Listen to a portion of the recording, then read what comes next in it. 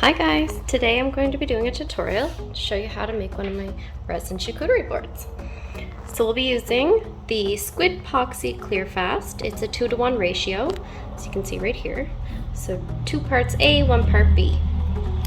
You'll also need a mixing cup, a stir stick. I really love these silicone ones. I find they work great. Everything pops off when you're done. You will need some pigment. I've been using the SquidPoxy metallic color pigments and I'm loving them. As you can see here, they give a nice sparkle, but it's not too much. It's pretty subtle. These pieces still need to be cleaned up on the edges, so please don't mind that. You'll also need some gloves, some white pigment. I use the Armor Art white, a little bit of a mess there. You'll need some stir sticks, and most importantly, you need your mask. So I've gone ahead and added my resin, and here you can see me mixing it. I've obviously sped up the video so you guys don't have to watch me mix it for 4 whole minutes, but you'll notice I scrape my edges and my bottom frequently. Try to go nice and slow so you don't get a bunch of bubbles. Bubbles aren't good. And you'll continue to mix for 3 to 4 minutes, sometimes a little bit longer if necessary. You'll know it's ready because your resin will no longer be white. It'll be a nice clear, smooth consistency.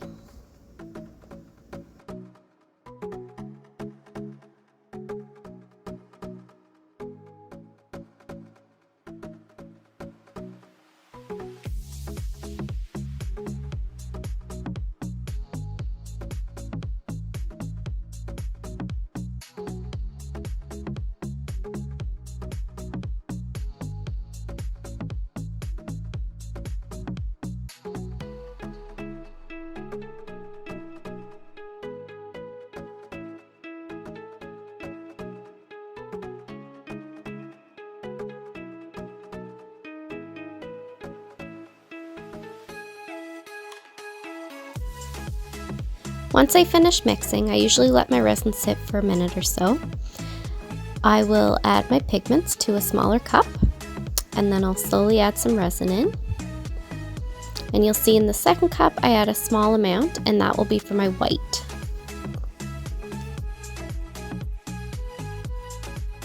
Next, you see I grab my white pigment. Make sure you give it a really good shake, and then slowly add it in.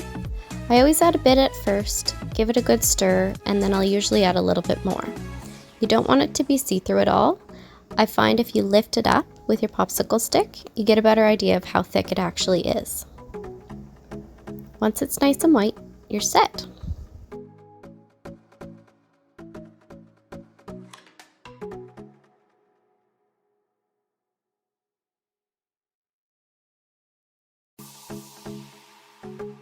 Here you see me mixing my pigment.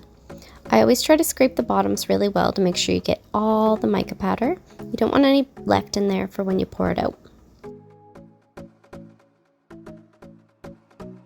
I usually mix for about 30 seconds to a minute, depending how much resin is in there. Once everything is mixed, you're ready to start pouring. As you can see, I start by lining my edge with the resin first, and then I add the rest on. Slowly spread it out.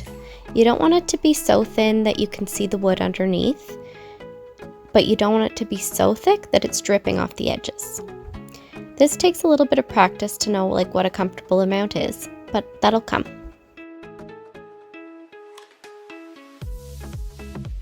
For this piece, I'm spreading it along the sides. I don't always do this. Sometimes I'll tape my board, sometimes I'll just let it drip and scrape at the end, leaving it along the sides, and sometimes I'll just take my sander and I will sand the whole thing. I'll just leave it right on the top. So it's whatever you prefer. As you can see, I use my spatula for the tops, but I find using your finger to get the sides works best. Gets it on nice and smooth. You don't waste a lot that way. There's no right or wrong way to do it. Honestly, it's just preference.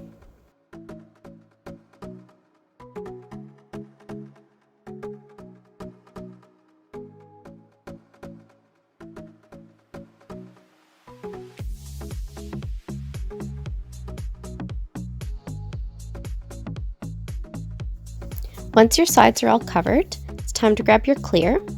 I usually start out a little bit and work my way in, and I usually try to do it at least an inch wide.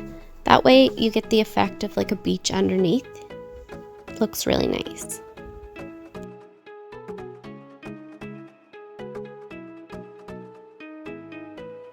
Next, you take your white and you draw a nice thick white line. I usually go back over it a couple times, and it's okay if your line isn't perfect. As long as your outer edge is nice and crisp, it doesn't really matter how it falls on that clear resin there.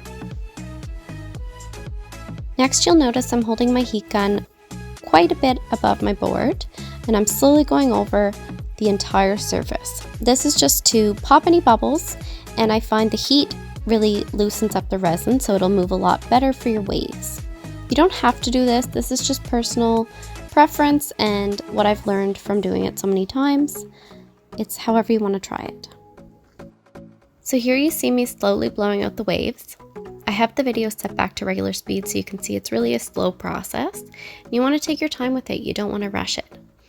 Another tip is not to focus on one area for too long. Just keep moving your heat gun around until you're happy with how it looks. Once you're happy with how your waves look, I take my heat gun and I raise it up, and I'll slowly go over all the waves that we just created, just to disperse that lacing a little more. Some people use their torch for this effect, but I find the heat gun works just as well, and that way you're not having to switch tools in the middle of it.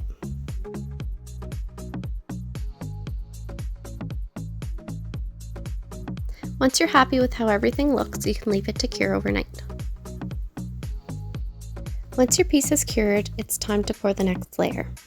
So again, I've gone ahead and mixed the resin, and I'm adding my pigments, giving it a good mix again.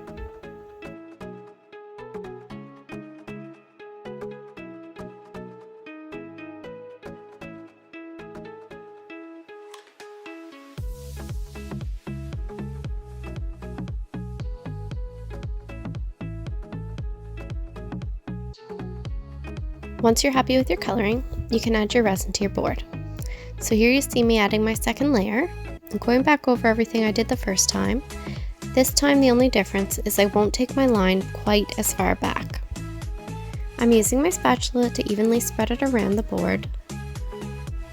And in a minute here, you'll see me take my line down just above where the last one was.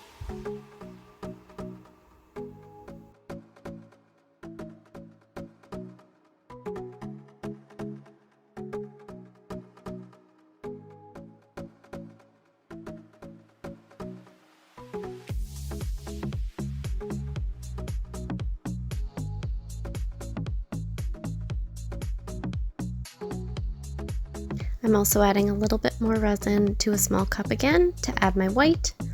Same process as last time. Give it a good shake, add lots, stir well, and add a little more if necessary.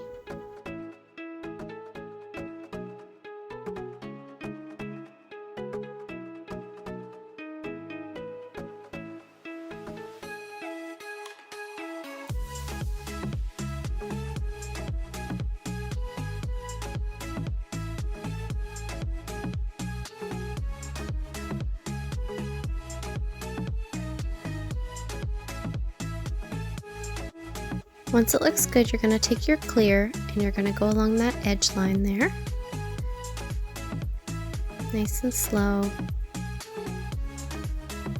And then you're going to take your white and you're going to go back along the edge, just like you did the first time.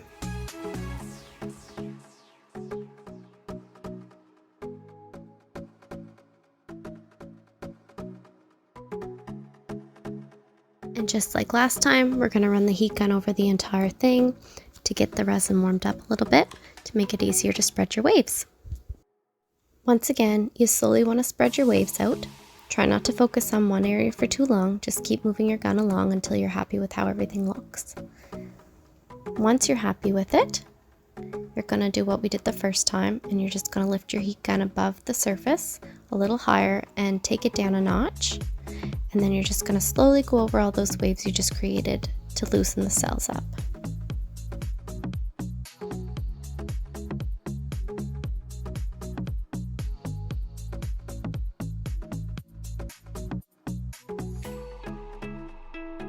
Thanks for watching.